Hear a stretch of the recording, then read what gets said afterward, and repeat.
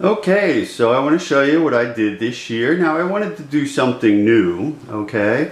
And this is called the Pennyplane. And the reason I chose this is because, the F1R that I'm flying, it's fun, and, I've gotten great flight times. It weighs a half a gram, okay? But it's very delicate, and, usually I like to have something a little sturdier once in a while to get a little change of pace. That's why I like the A6 and the F1L. And this is another example of that, okay? So the basic rule with Pennyplane is it has to weigh at least as much as a penny. That's why it's called Pennyplane, and that's 3.1 grams. Now the heaviest thing I've ever built so far, for the most part on indoor, is 1.2 grams. So this is really heavy for me. It's new, and in fact I actually had to buy a new winder because this is going to use rubber close to an 1/8 inch, and you basically strip 20-to-1 winders. You'll end up stripping them if you use it on that size, as I found out as a kid. So I actually had to buy a new winder, a 10-to-1 winder. I got the Johnson winder from Indoor Free Flight. It's expensive, but it is a great winder. Now, also, us old guys always lose count how many times did it go around, and the nice people at Hip Pockets pointed out that, hey, you can get a counter somebody makes in Poland. Look, this is really nice. So now I don't have to pay attention. I can just wind and I won't lose track. Okay, and this will handle up to an 1/8 inch rubber, so that's why I got it, just for this. All right, the other rules are maximum 18-inch wingspan, and the maximum length here, including the prop, has to be 20 inches basically. So this one came out, I built two of them. The first one actually came out at about 3 grams, a little under. All right, so I had to put a little extra weight on it. And the second one, I purposely built it even a little lighter because I wanted to put some nose weight. I'll explain that in a second. So with those rules, the usual type of thing you do in Pennyplane. Well, here's another thing I like is the variable pitch prop is legal in Pennyplane. All right, and I'm into the variable pitch these days. It really helps with low ceiling flying. So that was another motivation here. And I made some VP props for it. All right, they're huge props. They're 17-inch props, basically. Okay. So, and the rest of it, the other part I like is I basically built the whole thing with outdoor balsa. It's either all a 16th inch or a 32nd inch outdoor balsa, either very light, like 4 to 6 pounds, or 6 to 8 pounds, okay? Because you got to get it up to weight. So that part's nice. You don't even need any indoor balsa for the most part, except for the fuselage here. The fuselage is .025. It's a rolled tube, okay? And you don't need any bracing. On the F1R, you might remember that has bracing on it because it's only a .01 tube. It's very light. So this is .025. You don't need any bracing here. And actually it was easy to roll. After F1R, it was pretty easy to do. And this is .015, so it's a rolled tail boom as well. Okay. Now the main thing, so in this type of design, it seems like since you have a minimum weight of 3.1 grams, you want to get as much wing area as possible.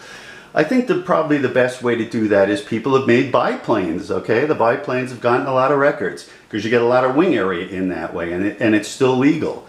Now another approach that I've been wanting to play with for years is to make the wings as wide as possible. And you can see that here. Look, I couldn't make it much wider. That would be it. There's only so much room on the fuselage. Okay, so that's what I kind of wanted to play with because I also like the way they look.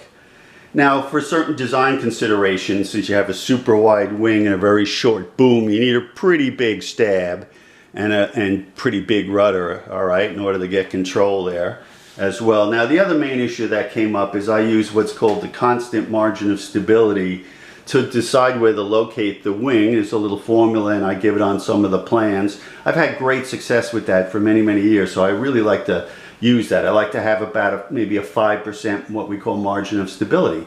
Now when I already knew that varies when you build the wing, because when I made real narrow wings like the A6, the problem is if you have a really narrow wing, you have to actually locate it almost in front of the nose here, okay, which you can't do. So I knew that problem was going to happen here, except it's the reverse. As you get wider, you have to keep moving it back, okay, until the point where it's actually behind. It's supposed to be behind. Now you can counter that a little bit by increasing the area of the stab, but only to a degree. I mean, the best thing to do obviously would be the length in the tail boom, but you can't do that. All right, the length is limited to 20 inches. So basically what I did is, and this is a strategy I used on this one, it actually doesn't have a positive margin of stability. It's actually slightly negative because I just put the wing as far back as I could, and when I found the balance point, you got to balance it, and then that tells you where to put the wing. So in the second one, I purposely made it a little lighter. It was only 2.9 grams. I lightened up the stab because that'll move the CG forward. See, I wanted to try to move everything forward. And I actually also purposely made it underweight because I put a little lead tape nose weight on it, okay? And that way, because I had to put the wing in about as far back as I could again, but on the second one, it actually had a positive margin of stability. And I noticed last week when I went flying, I can see it's a little bit, it looks a little nicer and a little smoother, even though I'm sure this one will do fine as well. Okay, so this is what Pennyplane is. It looks a lot of fun. It's relaxing because it's easy to handle. This is all pretty big size balsa. You know, with F1R, one wrong flinch and you've broken something. But with this, you can make little boo-boos and it doesn't necessarily break. So it's a little more relaxing. I thought it was very relaxing to build because it's big wood sizes. You're not breaking things all the time. And it was really fun to fly. I actually got out once with it so far. Okay, so we're going to get out and maybe I'll try to film a little bit of flying and I'll show you that. Okay, so I made a box, okay, and this box will hold 2 Pennyplanes. It's just a simple cardboard box. I have a video on how I make the boxes. Here we have a nice leather handle and I put a little reinforcer there. Let me grab the lid over here. Here's the lid. And you can see I also put a ruler on it and a hook. There's a little hook here, right here, so I can, in the field, I can measure the length of my motors, okay? Now also, I polyurethaned it with several coats of polyurethane. It's kind of shiny, you might see that. And that's because I've gotten caught in the rain a few times and this really protects the box. This way it's water resistant, okay? All right, so as I said, I have 2 Pennyplanes in this box, so let me show you how I did this. So they're on sliders. Here's the stab and the rudder. Here's one of them, you see. Just makes it easy to take them in and out. There are tissue tubes on the stab, and then I just have little like toothpick holders here, basically. So there's one of them, and here's the other one is over here. Okay. I also have a little slider for the props. All right, and here you go. It just makes it easier to get them in and out. So I have 2 props on there. I'll probably make another one. Okay. And then finally we've got the wing, which is also on a slider. Now I did the wing a little differently because in this case the wing is 8 inches, has a chord of 8 inches. And I didn't want to make the box more than 6 inches deep, okay? Because I'm going on the bus, and if it's much deeper on that, it's a little bit of a hassle to get it into the compartments and stuff like that. So what I did instead is I made it so that the wing lays flat, and it's on sliders. So here you go. So this way I can deal with the full 8 inches. So just taking it out here you go. I think you can see it. There's the 2 wings. So I just used some carbon fiber tubing extra that I had. And then I have these little mounts on the end. There's like a little toothpick, and then that just goes right into the tissue tube. And I was able to stack 2 of them like this, okay? Probably even get another one on there, but this is enough. All right, so I thought that worked out really, really nice. I'm really happy with that. And then here's my whole setup. I even have some extra space over here. I might bring some more props and other stuff as well. Okay, so this is my box, and this is how I get it to the field. And I'll see you in the field. Okay, here's my Pennyplane. I'm calling it, you know, it's got the wide chord wing. I've been calling it the fat guy Pennyplane because I had a huge black cat years ago, and that was his nickname, his affectionate nickname. Okay, so here it is, and I just want to update you on what I've learned because I've been flying now for 2 months. Really haven't gotten to work on the VP. I've been working mostly on the trim. All right. So the first one had a margin of stability of -7%. So what I do is I have a spreadsheet that calculates where to locate the wing to get a 5% margin of stability.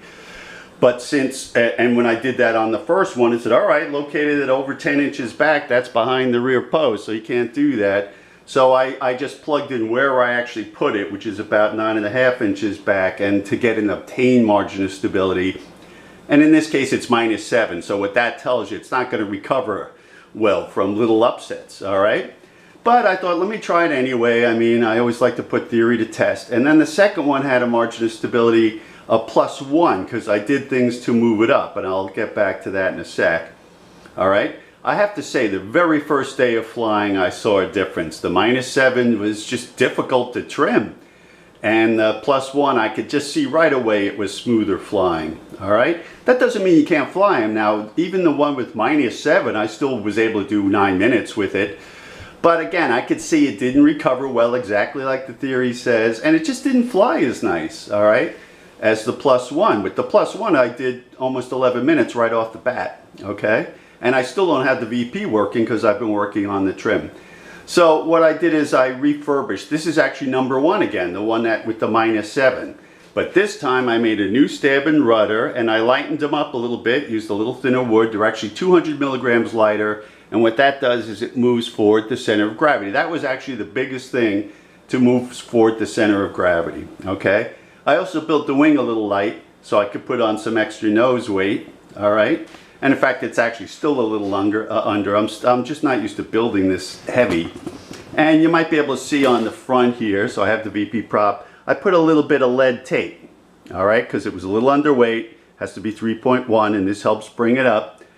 On that, I kind of, you know, first I had a bigger one, so I had a big positive margin of stability, but then when I was flying, it's the bad part about concentrating a lot of weight at the nose, I think, is that again, once it gets unstable, it's a little harder to pull it back up. You got all that weight in the nose, so I do have to add a little more weight to bring it up to 3.1. I'll put it probably right at the center of gravity, okay?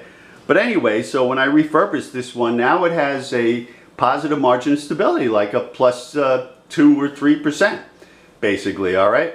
And I went out and flew with it, and what a difference. So what a difference a margin of stability makes, all right? It was much more stable. I did 10.5 minutes right off the bat, okay? So that made a big difference. So now I'm playing with the prop a little bit because the 28-inch prop, it just stalls with the burst. You have problems, and if you look at the thread on VP, one of the experts, Don, had said he has problems with the launch, and he's totally correct on that.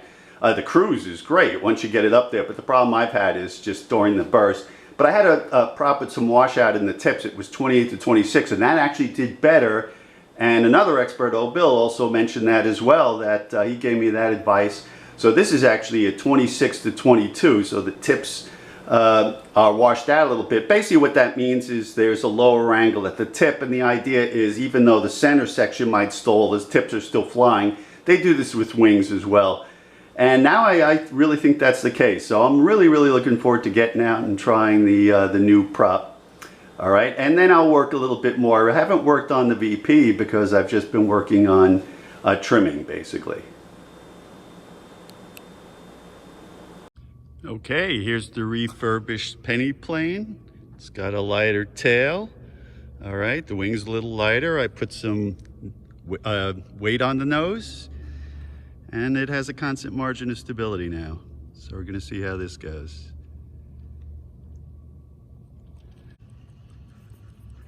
Okay, here's the new prop. I'm a little worried.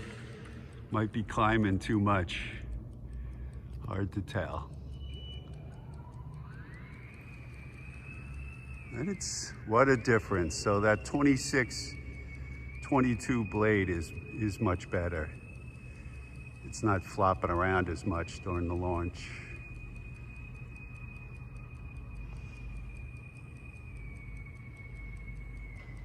Nice. Geez, I'm a little nervous. I don't know how high it's gonna go.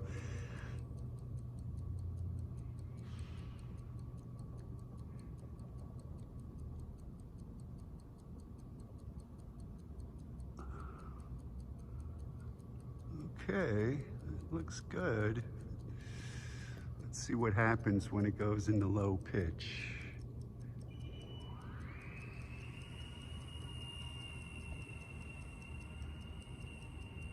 Okay, I'll give you a little update here. So I flew the 8-inch design for, you know, like 4 months because I had to make all sorts of adjustments and things. And the basic problem is what I knew from the beginning, which is that it's an inherently unstable design. If you calculate the margin of stability. You got to put the wing really far back behind the rear post, okay? And I think I mentioned that before. So what I did is I tried one with, I wasn't sure where the wing was going to be. So the first one had like a negative constant margin of stability, and I thought, let me see what happens. And you know, it's pretty much what the theory says there. It didn't recover well, and I didn't think it flew as nice, even though I did over 9 minutes with it, but nevertheless. So what I did is I added weight to the nose. That's the way to bring the margin of stability up, is by moving the center of gravity forward a little bit, so you don't need the wing as far back. And I had a few percent, positive margin of stability. Then made a big difference. Flew a lot better. I actually got like 10-minute flight, but here's the problem. The 10-minute flight was with going up 20 feet. So I thought, oh, easy 12 minutes once I get up to 30 feet. But I never really could get up to 30 feet for this reason. Now, first of all, I should say the climb was spectacular. The first one I brought out, it went past the girders, it hit the 50-foot ceiling, and it kept going if it could have. And so it would have easily climbed 100 feet, all right? And I lost that one. I didn't get it back. It went up in the girders. So the climb is really nice. That's not the problem. The problem is the inherent, lack of stability. So every time I finally got it up to 30 feet, I'd be going, wow, I'm finally going to get at least a 12-minute flight here. But if it would tap a light, or if it would hit a little breeze, or I'd have to steer it with the pole, just anything to upset it, it would drop the nose and it would just kind of go down slowly, like this, basically, okay? Now, sometimes it would recover and, we'd be okay for the rest of the flight. Sometimes it wouldn't recover and it'd go all the way down. And that's just reflecting the effect of two things, I think: the low margin of stability, and also having to concentrate all that weight on the nose to get a positive value of, really in retrospect, it wasn't good, because sure, you got the positive margin of stability, but you got so much weight on the nose that it's really hard for it to lift that nose back up and recover, okay? So what I found is if I went to a 6-inch wing chord, all right, I wouldn't have all those problems. I could get a 5%, positive 5% margin of stability, and I could actually keep the front post in the same spot, just move up, the rear post, giving me a longer boom. That's why you have now a positive. All right, and the other nice part about that is, yeah, it's still underweight. Like this one you're looking at was 2.9 grams. So I put some lead tape, but now I put it right at the center of gravity. You can't see because it's right under the sponge there. That's where the CG is. So there's some lead tape there to get it up to 3.1 grams. Okay, now I gave this a shot, and it's what a difference. At least now I can steer, or I can hit something and it'll recover rather than just not recovering. All right, so I did nearly 11 minutes with it last week. We're gonna go out. I made a few little other changes. I used a few more winds in the spring, because now I'm looking at the VP prop a little bit, so I'm trying to get that going as well. So we'll take it out and give it a shot.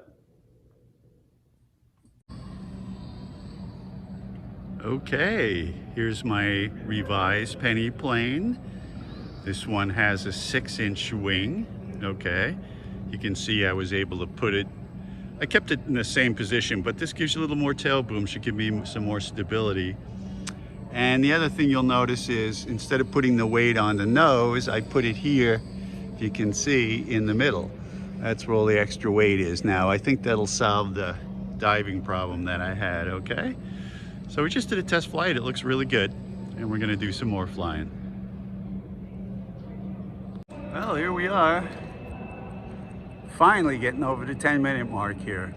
Finally. So it's flying pretty nice. And the drift isn't too bad. It's in high pitch now, you can tell. It's all the way in high pitch.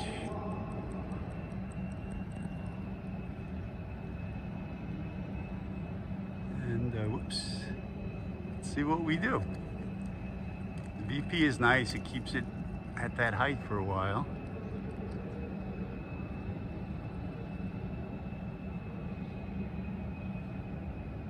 And there we are.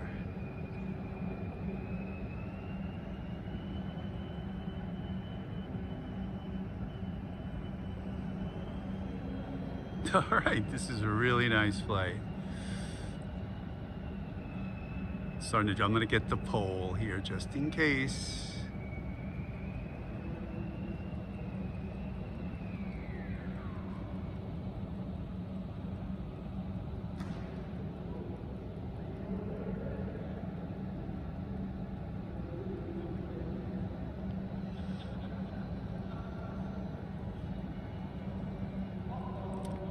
This is great. We got an easy 10 minutes here. Let's see. All right, I'm gonna put the phone down.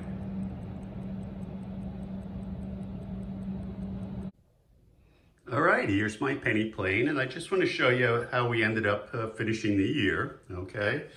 So the main thing I did now is, you'll see on the fuselage, I put a tungsten bracing, and that's because under high power, it was just bending too much, and it was starting to almost dive in a little bit.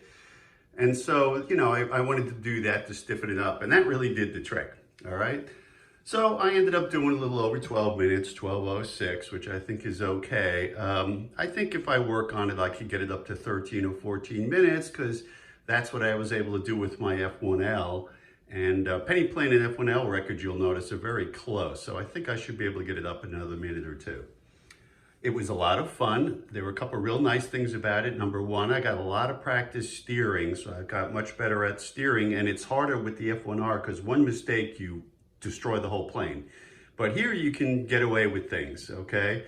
And so I got a lot of practice steering. And number two, it's just a lot more solid and recoverable. Here I actually folded the wing, but I was able to peel off the recovering and just fix it, and it looks as good as new, okay? Now I think this is about it. I want to get back to F1R, and you know, in the summer it's too hot to fly in the Armory, so I'm about ready to wrap it up on Pennyplane. And I think for next year, what I'm going to do is the biplane. I think the biplane is really the way to go. I'm tempted now that I've got it trimmed to get it back to put back the 8-inch wing, but again, that design is just too unstable. So next year, I think I'm just going to be lazy and make another 6-inch wing and make it a biplane. And we'll see how that goes.